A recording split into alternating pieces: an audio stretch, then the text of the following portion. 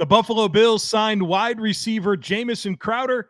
We need to discuss what he brings to the table and how it impacts the receiver room today on Locked On Bills.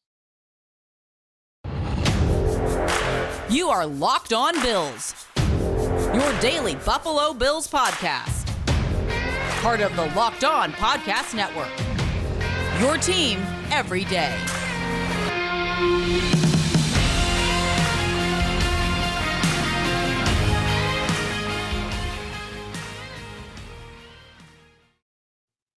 What's up, Bills Mafia? It's Joe Marino from the Draft Network, and I'm your host of Locked On Bills. Happy Thursday to you, and thank you for making Locked On Bills your first listen every day, or if you're joining us on YouTube, your first watch every day.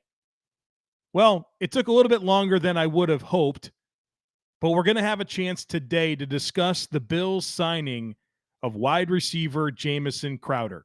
I wanted to fit in our conversation yesterday with Greg Thompson about all of the salary cap stuff and the contracts that the Bills added to the fray, which postponed our opportunity one day to discuss the signing of Jamison Crowder. But we're going to dive into that conversation, talk about Crowder and what he is as a player, how it impacts the room, including some discussion on Isaiah McKenzie. I want to talk about Stefon Diggs and his contract, the implications of the Tyreek Hill trade to the Miami Dolphins and what the Bills need to do about that, and also check in on the former Buffalo Bills that have now signed with other teams so far in free agency. So a lot to get to here on this episode of Locked On Bills. Let's start with Jamison Crowder. The Bills signed the wide receiver to a one-year deal worth up to $4 million. He's 28 years old. He turns 29 in July. He's 5'7", 177 pounds, was a fourth-round pick out of Duke by the Washington Commanders back in 2015. Spent the first 4 seasons of his career in Washington, and he was a pretty productive player for them. Now, he had an injury situation in 2018, but his first 3 seasons in the NFL, 2015, 2016, and 2017, he averaged 64 catches for 746 yards. And then he had the injury campaign in 2018 where he only had 29 catches for 388. And so you have to love the production that he showed with Washington when he was healthy for 3 seasons. And then he got signed by the New York Jets and went over there for the last 3 years, and he's been a productive player despite some challenging circumstances. His first season in 2019, 78 catches for 833 yards and 6 touchdowns. His second season in 2020, this in 12 games, 59 catches for 699 yards and 6 touchdowns. And then in 2021, he played in 12 games with the terrible quarterback situation with Zach Wilson as a rookie, Mike White. I mean, they were struggling at quarterback this year. 51 catches still, 447 yards in 12 games. So this guy's found a way to be a very productive player so far in his NFL career. And I've always found myself to be a Jamison Crowder fan. I'm familiar with him dating back to his time in high school. He went to Monroe High School, which is in Union County, North Carolina, where I grew up and I played high school football. Now, I'm older than Jamison, and so we didn't really overlap. But my brother David played against him a couple of times in high school. And in those games, we knew that Jamison Crowder was different back then. And so he goes on to Duke, had a phenomenal career at Duke.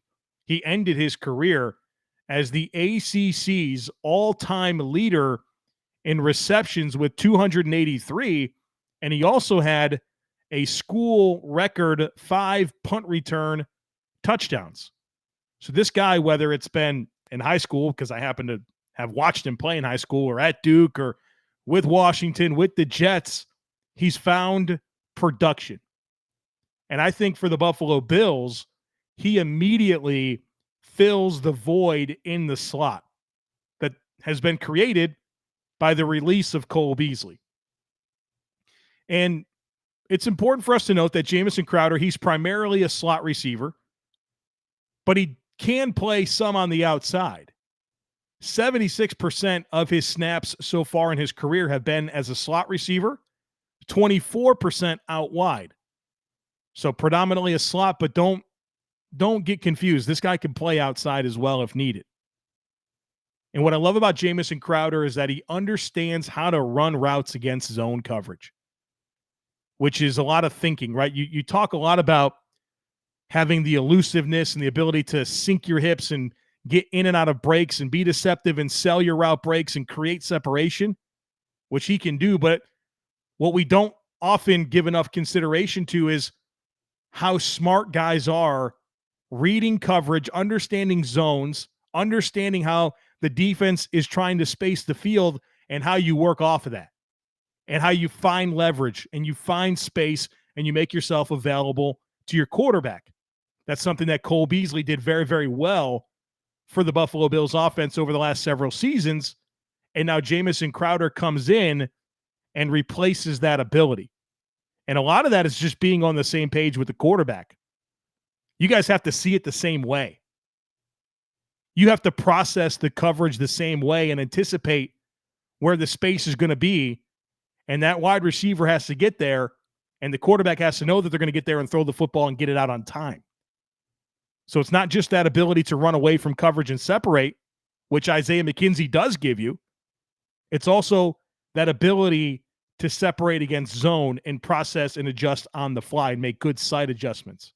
Be on the same page with your quarterback. Jamison Crowder can do that. Crowder's got excellent hands. Drops have never been an issue for him.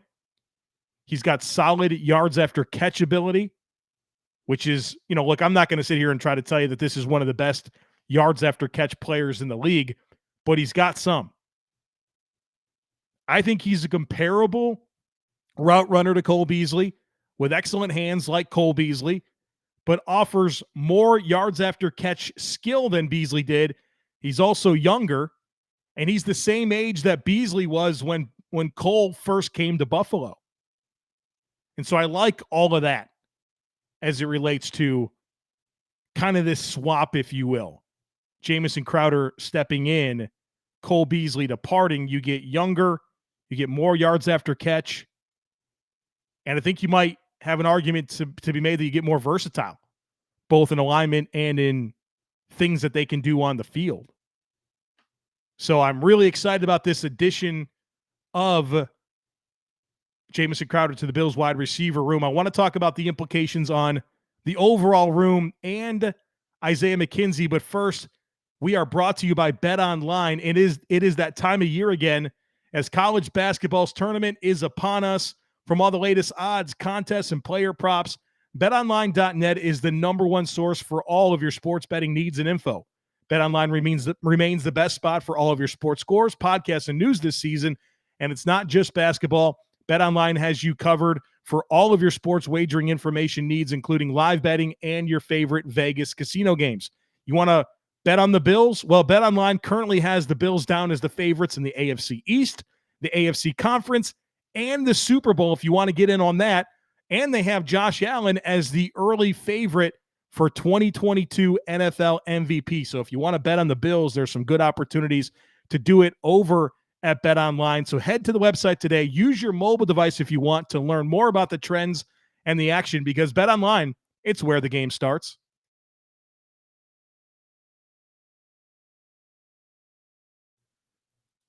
All right, so Jamison Crowder is here. Now, what does that mean for Isaiah McKenzie? There's been plenty of hype about McKenzie being the primary slot receiver for the Bills. And I understand the intrigue with McKenzie.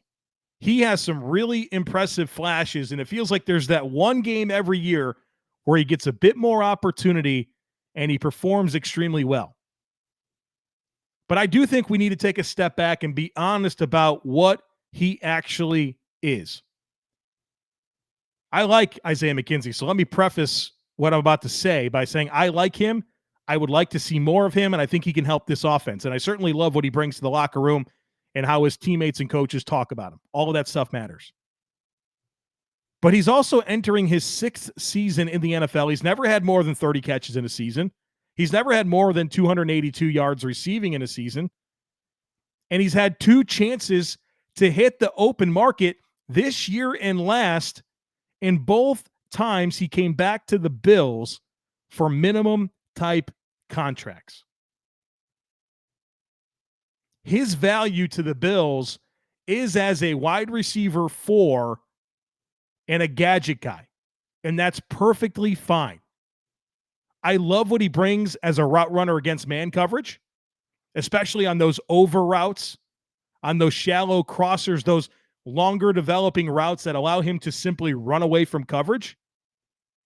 But reading leverage, adjusting on the fly with choice routes versus zone, those are critical components of this offense in that slot role that McKenzie really hasn't shown. And that's what I like about having Crowder to go with McKenzie, where depending on the matchups, depending on how teams are going to play against you, you can be choosy with who your primary slot guy is going to be. But I think more times than not, it's going to be Jamison Crowder.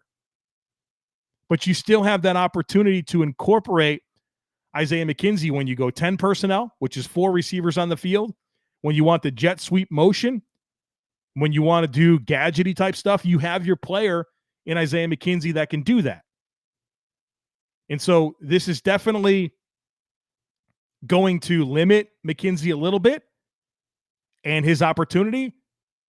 But I think that's okay because it's all about having the right skill sets on the field to run the style of offense that you want to run. And if you want that slot receiver that's going to run choice routes and adjust to zone coverage and be able to sit in zones and kind of be that chain mover for Josh Allen, well, I think you've done the right thing in making sure you have that guy capable of doing it by adding Jamison Crowder. So we talked about Jamison Crowder.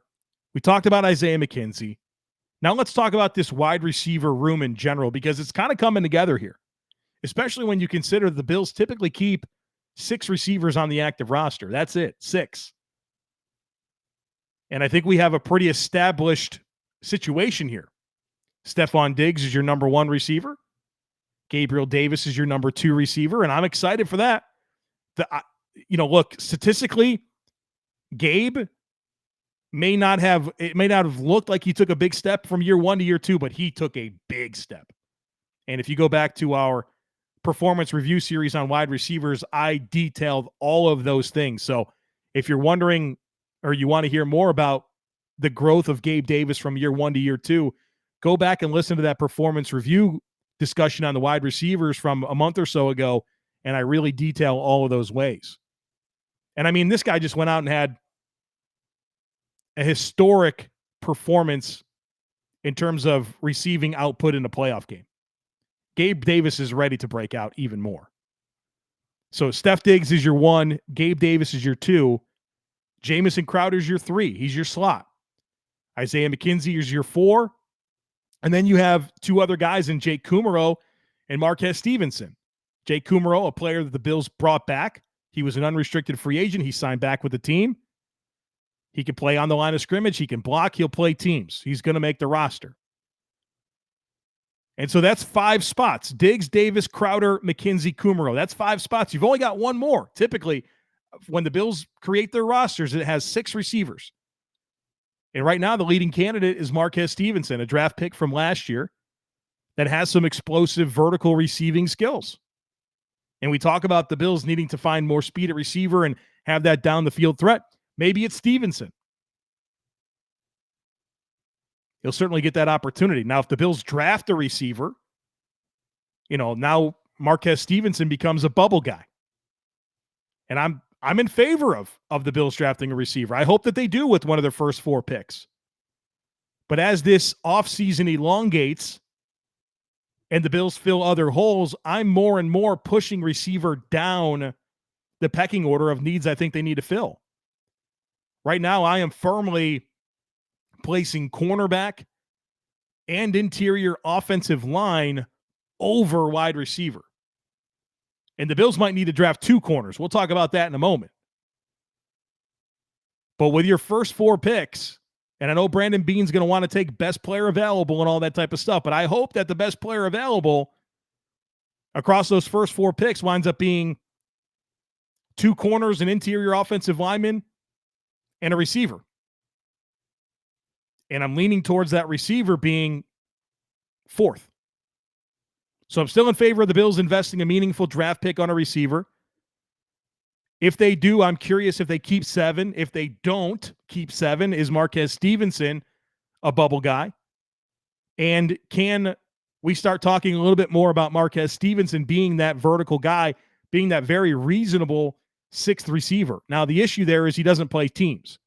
So here's your overall issue with your wide receiver room in general is if your 6 receivers that you roster are Diggs, Davis, Crowder, McKenzie, Kumaro, Stevenson, literally only Kumaro helps you on special teams.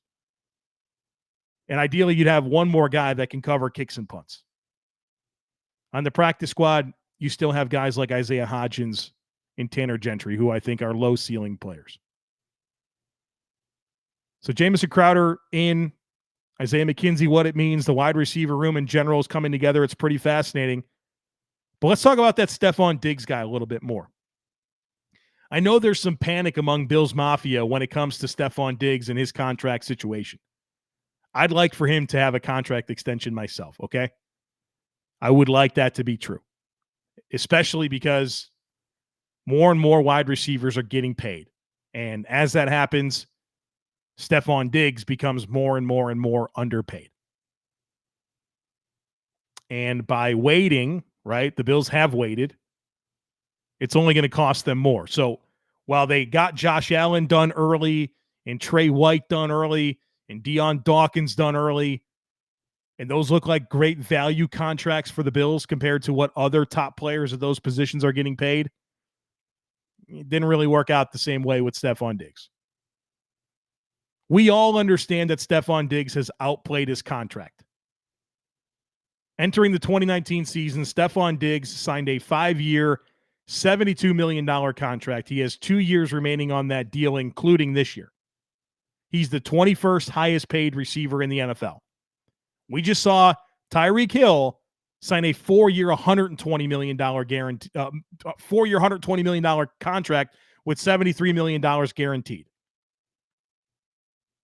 Diggs is 5 years, 72. Hill is 4 years, 120 with 73 guaranteed. Diggs is the 21st highest paid receiver in the NFL. Recent contracts given to Devontae Adams, Tyreek Hill, DeAndre Hopkins, DJ Moore just got an extension. Chris Godwin, Mike Williams, Christian friggin' Kirk. We're all wondering when something is going to happen with Diggs, and our wonder is fueled by fear of him making a big deal about his contract and it becoming a distraction. That's what we're afraid of. We'd all love for Stefon Diggs to just play out his deal. What did Brandon Beane say about this? He recently spoke and answered questions about Stefon Diggs and his contract.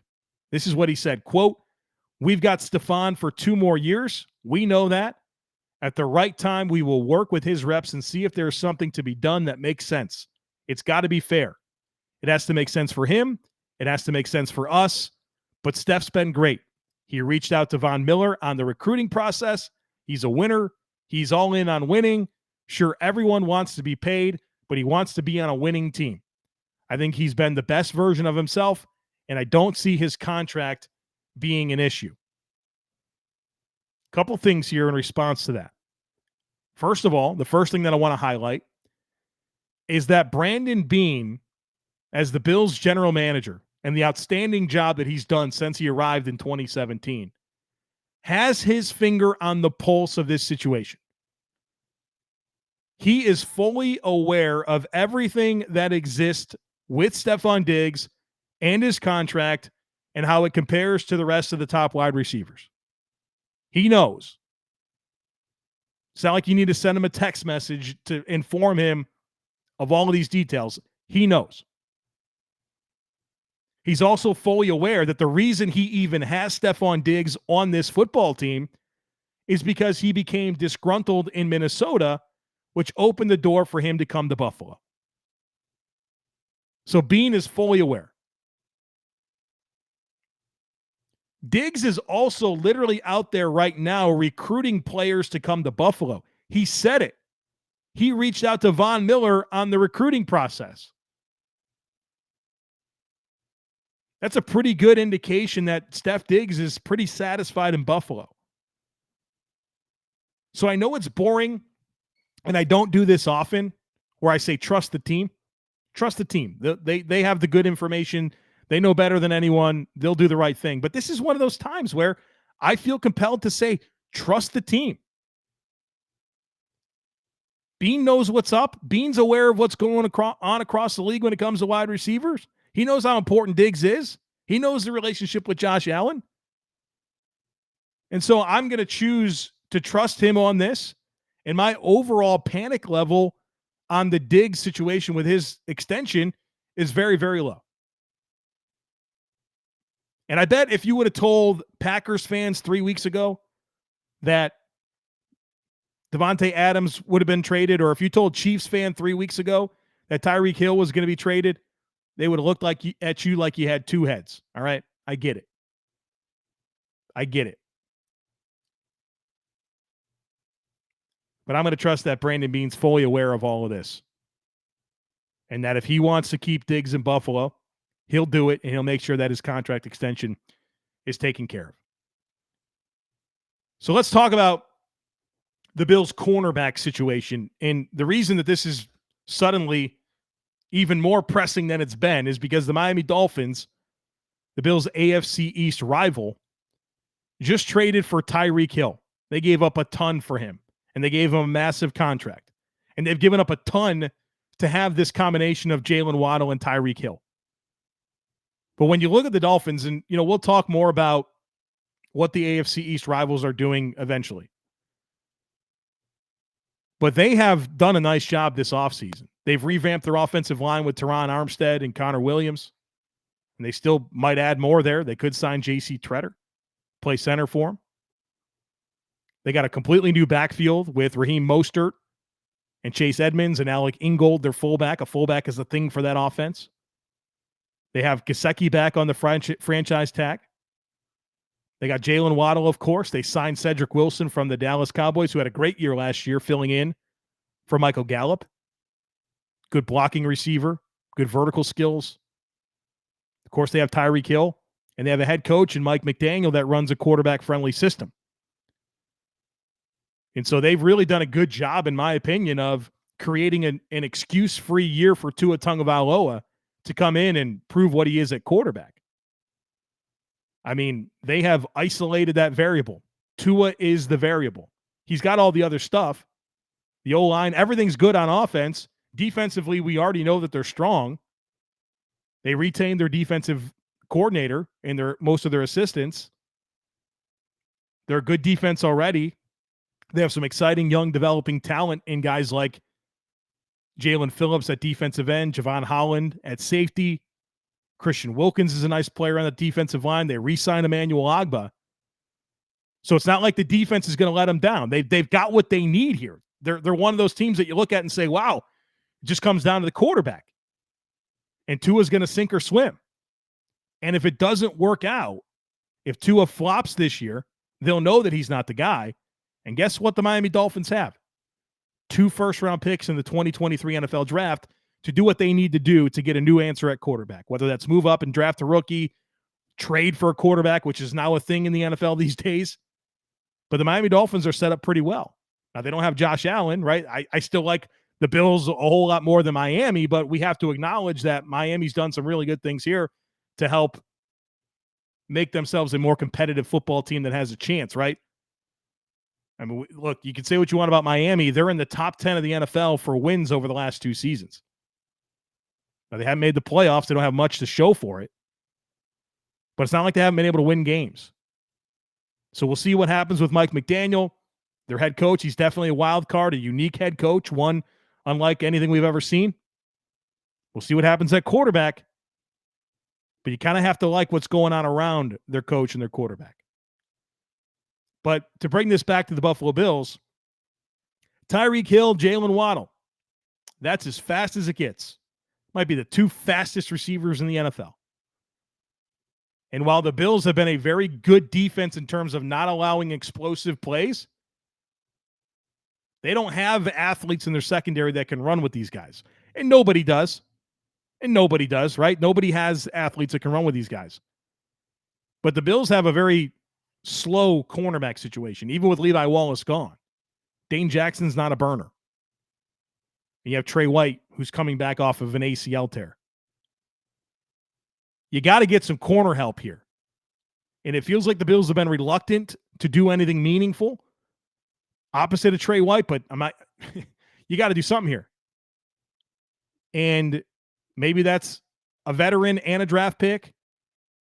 You look at a guy like Joe Hayden, AJ Bouye, Steven Nelson. You got to sign one of these guys. And then you also need to draft one. You need to draft a corner early in the draft, first, second round. I don't love. There's only 4 cornerbacks that I love in terms of first round values this year. And we'll do an entire cornerback primer at some point where I'll dig into that. But the Bills have got to come away with some meaningful help at cornerback. Because, yeah, I mean, obviously the Dolphins in the division, to me, they're the biggest threat to the Bills.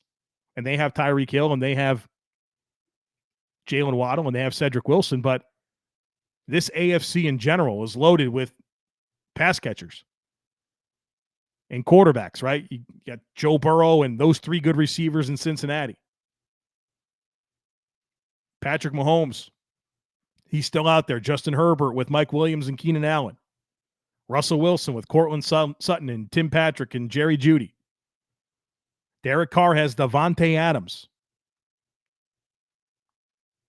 Titans have A.J. Brown and Robert Woods. The Colts now have Matt Ryan and Michael Pittman, and I'm sure they're going to do something at wide receiver. So you've got to get better at corner here so that way you can position yourself well to deal with all of the passing talent that exists in your conference. And so hopefully this Tyreek trade does something here to move the needle for Brandon Beane and Sean McDermott when it comes to investing in the cornerback position. Real quick, let's check in on the Bills unrestricted free agents that have left and signed with other teams. We already know Mitchell Trubisky, 2 years, $14 million with the Steelers. Levi Wallace, 2 years, $8 million with the Steelers. 2 players went to the Giants. John Feliciano, 1 year, $3.25 million. Matt Breida, the running back, he went to the Giants. They're back with Brian Dable and will probably help get acclimated over there and implement all the new systems. Harrison Phillips, we know Minnesota Vikings, 3 years, $19.5 million. This is the new one. Vernon Butler, he goes to the Raiders. And they need defensive tackle help. And so he's going to get a chance to play out there. We'll see what he does. He's in position to get a lot of snaps. And they've got Chandler Jones and Max Crosby at defensive end. So we'll see what he does with that opportunity. But if his entire career is any indication of where he's going to go and how he's going to play, doesn't look good. But opportunity keeps coming for old Vernon Butler. And then we're still waiting to see what happens with the likes of Jerry Hughes, Mario Addison, Cole Beasley, Starlo Talele, A.J. Klein, Emmanuel Sanders, F.A. Obata, Ike Bacher, and Tywan Jones. I always like to pay attention to the Bills unrestricted free agents, see what type of market they have, what other teams are willing to pay to get them, and, ultimately what they do. You cover these players, you watch them play every snap that they play in multiple times. You feel some type of connection to these players, and so it's hard to just not be interested in them anymore. So I still am and wanted to at least share a little quick update here at the end of the podcast about where the former Buffalo Bills are heading to. All right, folks, that's going to do it for us here today on the podcast. I certainly hope that you enjoyed.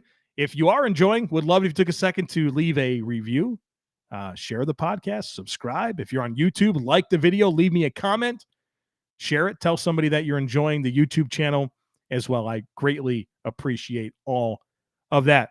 We got another one coming for you on Friday, so have a great rest of your day, and I look forward to catching up with you again tomorrow.